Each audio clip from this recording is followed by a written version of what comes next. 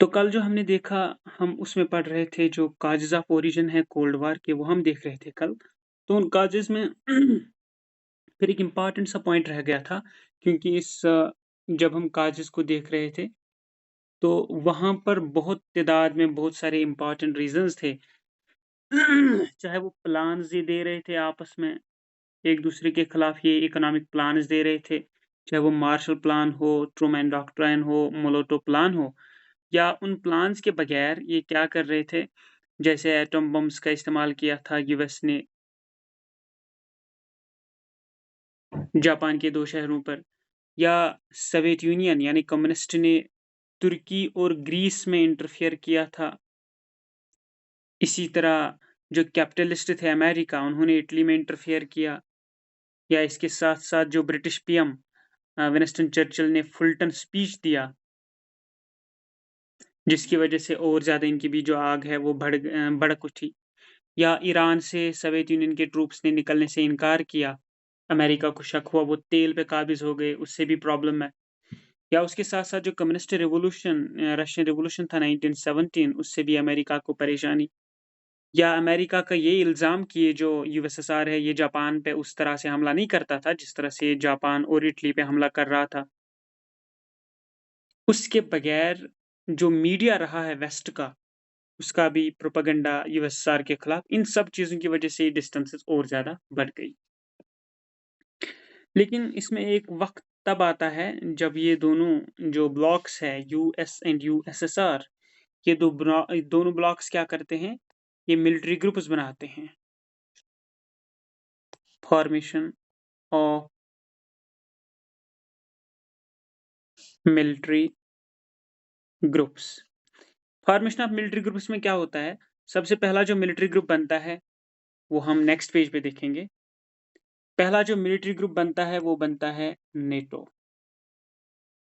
NATO जब बनता है, इसकी ऑलमोस्ट जो डेट है वो है 4th of April 1949। 4th of April 1949। NATO जब बनता है तो इसके 12 मेंबर्स होते हैं। 12 मेंबर्स इस नेटो के होते हैं, बट राइट नाउ इसके मेंबर्स जो है वो 30 है। करंटली इसके 30 मेंबर्स है, और 30 मेंबर्स के अलावा और 2 एप्लीकेशंस आ गई है कि हमें नेटो को ज्वाइन कराओ। वो 2 एप्लीकेशंस जो आए हैं, 2 एप्लीकेंट जो है, वो है स्वेफिन, स्वेफा Sweden and fin for Finland.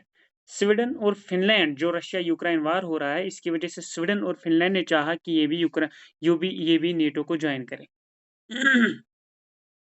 लेकिन नेटो की एक कंडीशन ये है, अगर इसके 30 मेंबर्स है, जब तक कि 30 के 30 मेंबर्स को ये एक्सेप्ट ना हो कि हम इनको अलो करेंगे, तब तक ये इसके मेंबर नहीं बन सकते। दैट मीन्स नेटो में एक कंडीशन है, किसी नए मेंबर को अगर ऐड करना हो, तो पुराने सभी मेंबर उसको एक्सेप्ट करने चाहिए। एक ने भी अपोज़ किया, तो ये नए मेंबर ऐड नहीं हो सकते। तो नेटो की मेंबरशिप 12 से बढ़कर 30 पहुँच गई है, और ये जो 30 मेंबर्स या 30th मेंबर जो इसमें है, वो है नॉर्थ मैकेडोनिया, जो 2020 में ऐड हुआ। नॉर्थ मैकेडोनिया 2020 में ही ऐड हुआ, और इसमें जो 29th मेंबर था, वो था मोंटेनेग्रो। 29th मेंबर इसमें मोंटेनेग्रो था, लेकिन 30th मेंबर इसमें नॉर्थ मैकेडोनिया आ गया 2020 में। अब इसकी मेंबर्स 12 से लेके 30 तक आ गए। अब नेटो को कैसे आप याद रखेंगे? सबसे पहला जो इसका मिशन था, नेटो क्यों बनाया गया? NATO stands for North Atlantic Treaty organisation.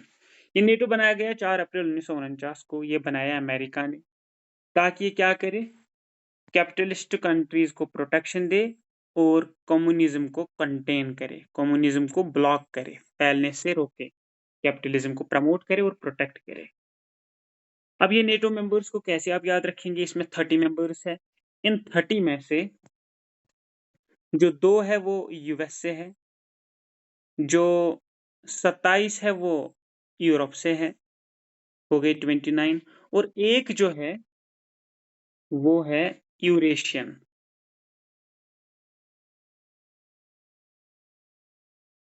मतलब वो यूरोप की भी कंट्री है, एशिया की भी कंट्री है, और वो है तुर्की। वो है तुर्की।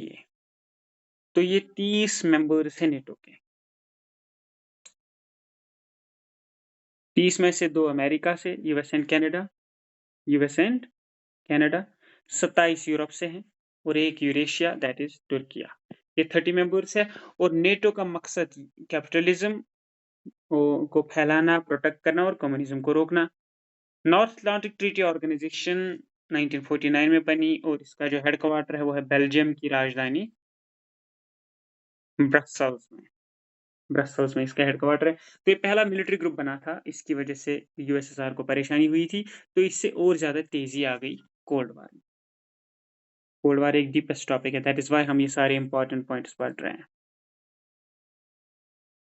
उसके बाद इस नेटो के बाद वहां दूसरा मिलिट्री ग्रुप आ गया और इसको हम कहते हैं सीटो। एक और मिलिट्री ग्रुप जो अमेरिका ने बनाया, उसका नाम था सीटो। सीटो जो था ये आसियान कंट्रीज की जानिब से था, इनके एरिया में था, ईस्ट एशिया में था। ईस्ट एशिया, सिंगापुर एटसेट्रा, वहां से था। South East Asian Treaty Organisation. अब ये जो सीटो बनाया गया ये वजूद में आया 1954 में, लेकिन 1977 में खत्म हुआ जब आसियान की कंट्रीज आजाद हो गई। तो सीटो जो है 1954 में बनता है और 1977 तक ये रहता है और 1977 में खत्म हो जाता है। और ये भी एक यूएस बेस्ड मिलिट्री ग्रुप था, दैट इज वाई इसका भी काम था कैपिटलिज्म को प्रोटेक्ट करना और कैपिटलिज्म को बढ़ावा देना है। तो ये अपोजिट टू कम्युनिज्म ये भी था। और सीटो का जो हेडक्वार्टर था वो था बैंकॉक की राजधानी, थाईलैंड की राजधानी बैंकॉक में।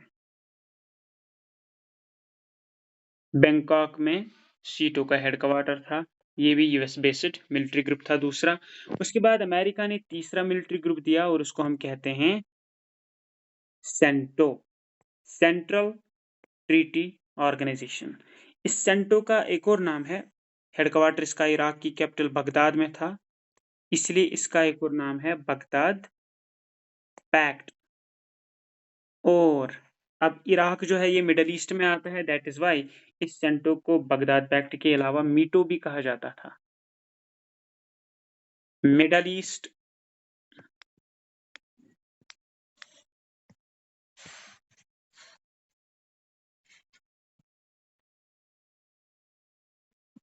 Middle east treaty organisation. CENTO भी मिलिट्री ग्रुप था United States of America.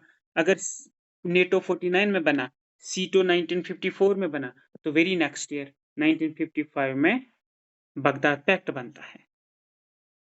Baghdad pact 1955 में बनता है, लेकिन ये सीटो की तरह 1979 में खत्म हो जाता है।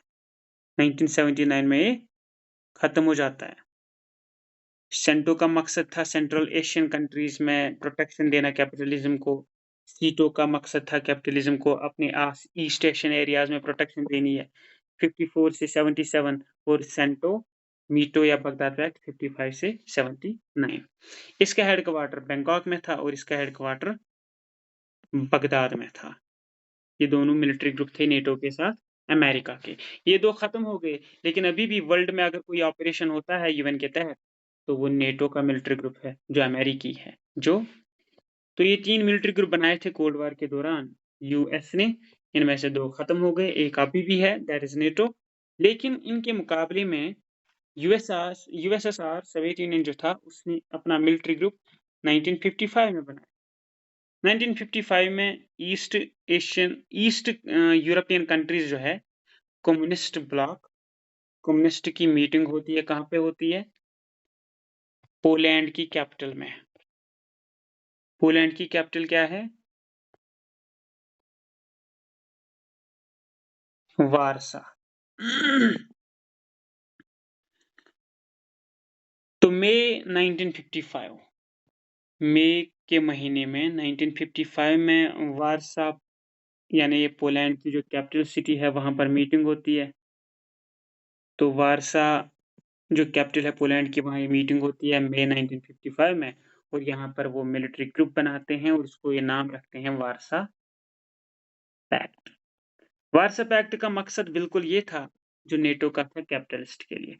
दैट मीन्स वारसा पैक्ट का मकसद था प्रोटेक्शन और फैलाना कम्युनिज्म और कंटेन करना कैपिटलिज्म, कंटेन करना कैपिटलिज्म। लेकिन ये वारसा किसका था? यूएसएसआर का। सीधी सी बात है, जब मालिक ही नहीं रहा तो इसका मिलिट्री पैक्ट कहाँ रहता? जब डिसइंटीग्रेशन हुई यूएसएसआर की, कब हुई? 1991 में, तो उसके साथ ही वारसा पैक्ट भी खत्म हो गया। वारसा पैक्ट भी खत्म हो। तो ये वो काजेस थे जो कोल्ड वार के दौरान वजूद में आ गए, जिनकी वजह से कोल्ड वार फिर आगे बढ़ती गई, आगे बढ़ती गई। लेकिन एक चीज यहाँ पे है, जब हम देख रहे थे नेचर ऑफ कोल्ड वार तो नेचर ऑफ कोल्ड वार में हमने 3 चीजें देखी। दैट इज कॉन्फ्लिक्ट,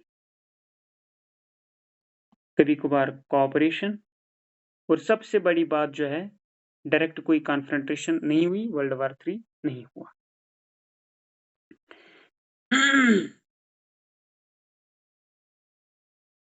लेकिन जब भी कोल्ड वार के दौरान कुछ इवेंट्स हुए, जब कुछ कंट्रीज आपस में एक दूसरे के खिलाफ आ गई, लेकिन वो खिलाफ आ जाना एक बड़े जंग की सूरत अख्तियार नहीं कर गया। उन इवेंट्स को हम कहते हैं arenas, arenas of cold war. तो बहुत सारे एरिनाज है वहाँ पे, बहुत सारे इंपॉर्टेंट एरिनाज है। लाइक स्टार्ट हम करते हैं बर्लिन ब्लॉकेड से।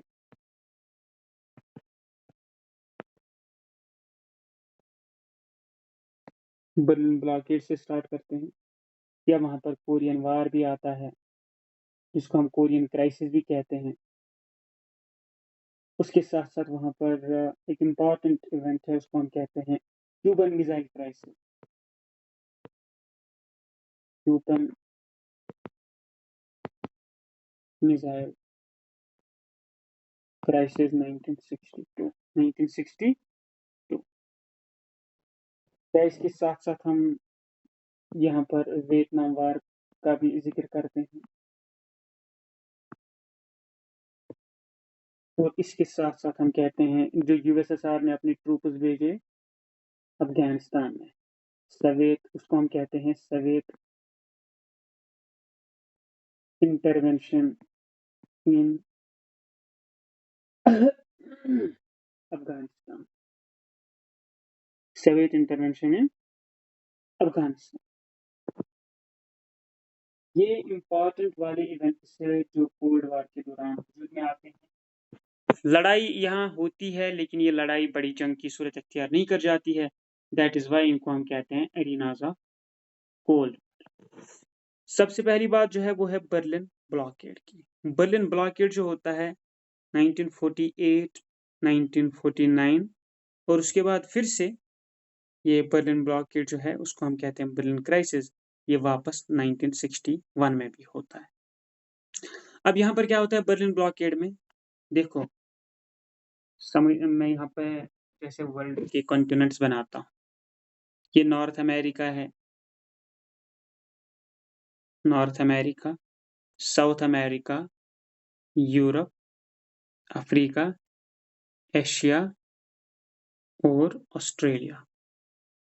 ये north America, south America, Africa, Asia, Europe, Australia. अब यहाँ पर क्या होता है, हम बर्लिन ब्लॉकेड की बात करते हैं। आपको पता है यूरोप 2 हिस्सों में बट गया था। वेस्टर्न यूरोप कैपिटलिस्ट था और ईस्टर्न यूरोप कम्युनिस्ट था। ये वाला था कैपिटलिस्ट। अब जो सेंट्रल पॉइंट इस यूरोप में था उसको हम कहते हैं जर्मनी। जर्मनी यहाँ पर था, तो ये जर्मनी के 2 हिस्से हो गए, ईस्टर्न जर्मनी और वेस्टर्न जर्मनी। अब जो बीच में बाउंड्री लाइन लगी ये डिवाइड कर गई 2 जर्मनीज़ को। अब वेस्टर्न जर्मनी अमेरिका के कब्ज़े में और ईस्टर्न जर्मनी यूएसएसआर के कब्ज़े में। अब ये ब्लॉकेड क्यों हुआ? जर्मनी की राजधानी जो थी वो थी बर्लिन। तो बर्लिन का जो सेंट्रल पॉइंट था उसको हम कहते हैं चार्ली। जहाँ ये लाइन डिवाइड करती है वेस्टर्न और ईस्टर्न जर्मनी को, बर्लिन में चार्ली के मकाम पर। अब देखो, अगर आप वर्ल्ड मैप देखेंगे वहां पर आप देखेंगे यहाँ अमेरिका की एक कंट्री है उसको हम कहते हैं अलास्का, और ग्लोब के इस साइड भी आप देखेंगे अलास्का, लेकिन ये अटलांटिक ओशन है, ये भी याद रखना। समझना आपने बर्लिन ब्लॉकेड है। अब वेस्टर्न जर्मनी जो था वो अमेरिका के कब्जे में था और ईस्टर्न जर्मनी यूएसएसआर के कब्जे में था।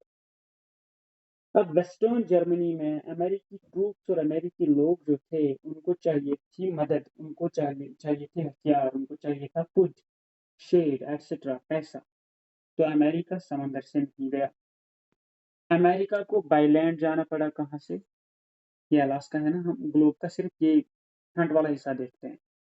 अलास्का यहाँ पर भी है, अलास्का यहाँ पर भी है। तो अमेरिका जो है ये यहाँ से सप्लाई लेते हैं, यहाँ से सप्लाई लेते हैं, ये पहुंच जाते हैं। इनको वेस्ट जर्मनी में सप्लाई लेनी है लेकिन गुजरना इनको ईस्ट जर्मनी से है। तो ईस्ट जर्मनी में इनकी सप्लाई ब्लॉक कर दी जाती है, यूएसएसआर उसको ब्लॉक कर देती है। उसको हम कहते हैं बर्लिन ब्लॉकेड। Berlin blockade. फिर ये बर्लिन ब्लॉकेड फिर 1961 में फिर से आ गया और 1961 में एक दीवार बन गई, उसको हम कहते हैं बर्लिन वॉल। ये बर्लिन वॉल तामीर हुई किस मकाम पर? चार्ली के मकाम पर।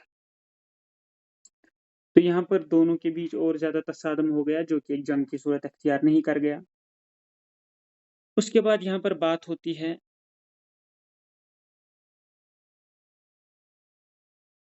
कोरियन वार की। किसकी बात होती है? कोरियन वार की। आपको पता है इस वक्त 2 कोरिया है, north and south Korea.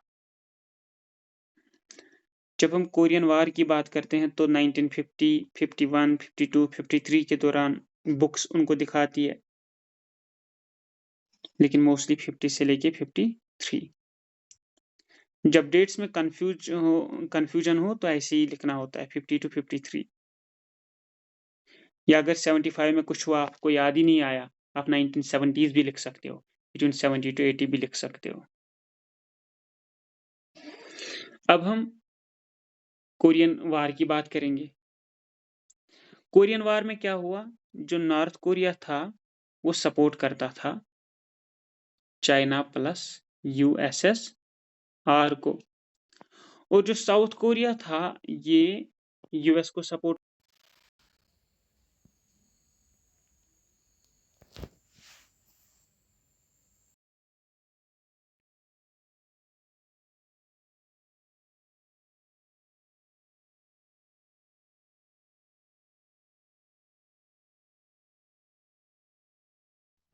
Sir, you are not audible.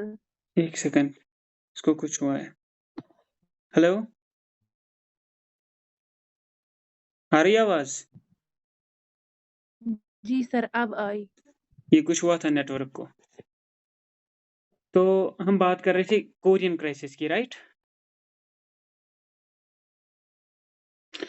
तो जो Yes sir. साउथ कोरिया है ये अमेरिका के तहत था और north Korea China plus USSR के क्लोज था। अब वहां से कोल्ड वार चल रही थी यूएस वर्सेस यूएसएसआर के बीच। तो इसीलिए वहां पर क्या हो जाता है, वहां पर एक पार्टी हो जाती है, जो ट्रूप्स होते हैं नॉर्थ कोरिया के, नॉर्थ कोरिया के ट्रूप्स साउथ कोरिया को कब्जा करने के लिए चले जाते हैं। तो साउथ कोरिया की मदद के लिए आती है यूएस और नॉर्थ कोरिया की मदद के लिए आती है चाइना एंड यूएसएस। और वहां पर इनके बीच क्या हो जाता है, इनके बीच तसादम हो जाता है, लेकिन फिर इसमें यूएन भी इंटरफियर करता है और इस तरह से इनके बीच जो कॉन्फ्लिक्ट होता है वो वर्ल्ड वार की शक्ल नहीं कर, वो वर्ल्ड वार की शक्ल इख्तियार नहीं कर जाता। इसीलिए फिर ये जो नॉर्थ कोरिया और साउथ कोरिया थे इनको सेपरेट किया एक पैरेलल लाइन से। उस पैरेलल लाइन को हम कहते हैं 38 parallel. So 8 parallel is the boundary line that is separating which two countries from cold war के दौरान के बीच तसादम हुआ, बड़ी जंग नहीं करके। उसके बाद 1962 में एक बहुत देना हो। सर आपकी आवाज कट रही है। तो इसमें नेटवर्क इशू है, लेकिन स्पीड तो अच्छी है नेट की। सर बीच-बीच में कट रही है आवाज। कोरियन वर्ड से कट रही है आवाज, बाकी ठीक आ रहा था। अच्छा वेट, तो 1962 में क्यूबन मिसाइल क्राइसिस की बात होती है। ये क्यूबन मिसाइल क्राइसिस क्या है? क्यूबन इसको नाम इसलिए पड़ा क्योंकि एक कंट्री है क्यूबा, और क्यूबा एक कौन सी कंट्री है? कम्युनिस्ट कंट्री है। और होता क्या है, अगर ये अमेरिका है, नॉर्थ अमेरिका, ये साउथ अमेरिका है, ये यूरोप है, यहाँ पर है रशिया यानी सोवियत यूनियन, यहाँ पर है यूएस, और यहाँ पर है क्यूबा, यहाँ पर है क्यूबा। होता क्या है, अब क्यूबा एक कम्युनिस्ट कंट्री है, रशिया भी कम्युनिस्ट कंट्री है। रशिया अमेरिका को नजदीक से मारना चाहती है हमले से, तो रशिया अपनी हथियार छुपाती है क्यूबा में। रशिया अपनी जो हथियार है वो क्यूबा में छुपाते हैं ताकि अमेरिका को नजदीक से हम हमला कर सकें। लेकिन अमेरिका जो था, ये टेक्नोलॉजी में बड़ा फॉरवर्ड था। इसके जो जहाज थे वो क्यूबा के ऊपर से चल रहे थे, तो इन्होंने कुछ डिटेक्ट किया, यहाँ पर कुछ डेंजर है, जैसे वो गेम में दिखाता है आगे दुश्मन है। तो जब अमेरिकी जहाज़ों ने यहाँ पे देखा तो वहाँ पर हथियार निकले, और वो हथियार मेड इन यूएसएसआर थे। तो अमेरिका को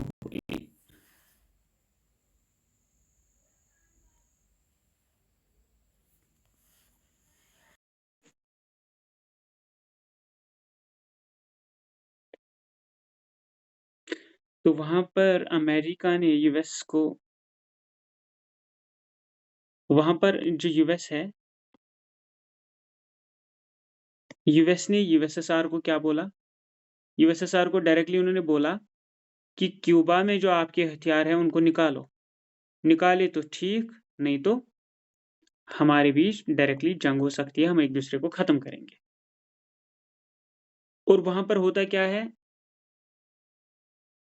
ये क्यूबन मिसाइल क्राइसिस होते हैं 1962 में, और महीना होता है अक्टूबर, महीना होता है अक्टूबर, और ये क्राइसिस इनके बीच एक कॉन्फ्लिक्ट रहता है, 10 दिनों के लिए रहता है, इसलिए इनको कहा जाता है 10 डेज अक्टूबर क्राइसिस, 10 डेज अक्टूबर क्राइसिस। लेकिन ये जो क्यूबन मिसाइल क्राइसिस है, इनको अलग अलग नाम है। ये सबसे इंपॉर्टेंट इवेंट है कोल्ड वार का, जब दोनों अमेरिका और यूएसएसआर आपस में जंग के करीब आ गए, जंग के दहाने पर आ गए। क्यूबन मिसाइल क्राइसिस को बोला जाता है अक्टूबर क्राइसिस। अक्टूबर क्राइसिस इनको बोला जाता है कहाँ पर? क्यूबा में। तो क्यूबा में इसका नाम है क्यूबन मिसाइल क्राइसिस का अक्टूबर क्राइसिस, और यूएसएसआर इसको बोलती है कैरिबियन क्राइसिस, क्योंकि क्यूबा एक कैरिबियन कंट्री है, इसलिए यूएसएसआर इनको बोलती है कैरिबियन क्राइसिस। खुद क्यूबा बोलती है अक्टूबर क्राइसिस, और इनको तीसरे नाम से हम जानते हैं 10 डेज अक्टूबर क्राइसिस, 10 डेज अक्टूबर क्राइसिस। 1962 अक्टूबर के महीने में होते हैं, तो जब यूएसएसआर यहाँ से हथियार वगैरह जो भी है निकालता है, लेकिन कैसे निकालता है, जब इंडिया पाकिस्तान आपस में जंग करते हैं तो पहले हॉटलाइन पे बात करते हैं। किस पे? हॉटलाइन पे। इसी तरह क्यूबन मिसाइल क्राइसिस के दौरान जब टेंशन बढ़ी, तो दुनिया की पहली हॉटलाइन एस्टैब्लिश हुई 1963 में। व्हाइट हाउस यूएस का था इसके बीच, और यूएसएसआर के क्रेमलिन के बीच। यहाँ व्हाइट हाउस का ऑफिस, यहाँ क्रेमलिन ऑफिस यूएसएसआर का, इन दो ऑफिस के बीच हॉटलाइन तामीर हुई, एस्टैब्लिश हुई 1963 में, और हॉटलाइन पे उन्होंने इस मसले को सॉल्व किया। तो क्यूबन मिसाइल क्राइसिस के दौरान ये दोनों कंट्रीज जो है जंग के बहुत करीब आ गए थे। उसके बाद एक और चीज़ यहाँ पे होती है, एक और एरिना होता है कोल्ड वार का, उसको हम कहते हैं वियतनाम वार। ये वियतनाम वार जो है इसको कुछ बुक्स लिखती है 55 से 65, कुछ लिखती है 59 से 75, 19। वियतनाम क्राइसिस के दौरान भी कोरिया की तरह था, north Vietnam versus south Vietnam, north versus south, north communist था, साउथ कैपिटलिस्ट था। और बुलाकर वहाँ जिस तरह अफ़गानिस्तान से 2021 में अमेरिका हार गई, वियतनाम में भी हार गई और चली गई वापस।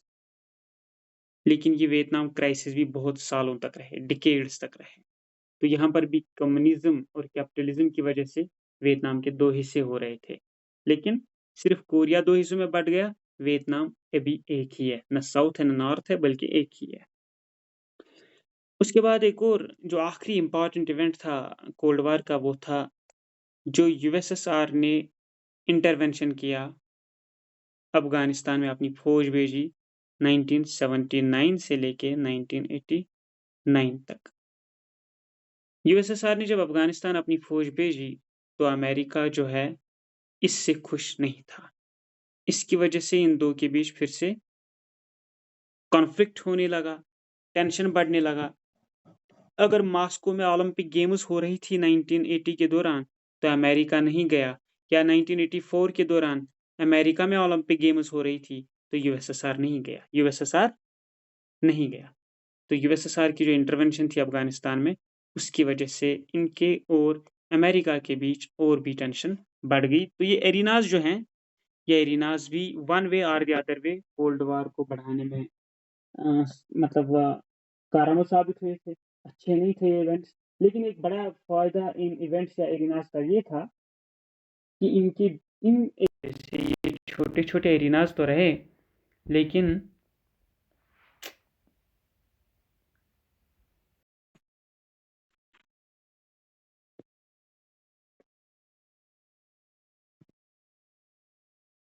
ये छोटे-छोटे एरिनाज़ तो रहे, लेकिन इन एरिनाज़ की वजह से एक डायरेक्ट वार नहीं हुई, एक डायरेक्ट वार नहीं हुई।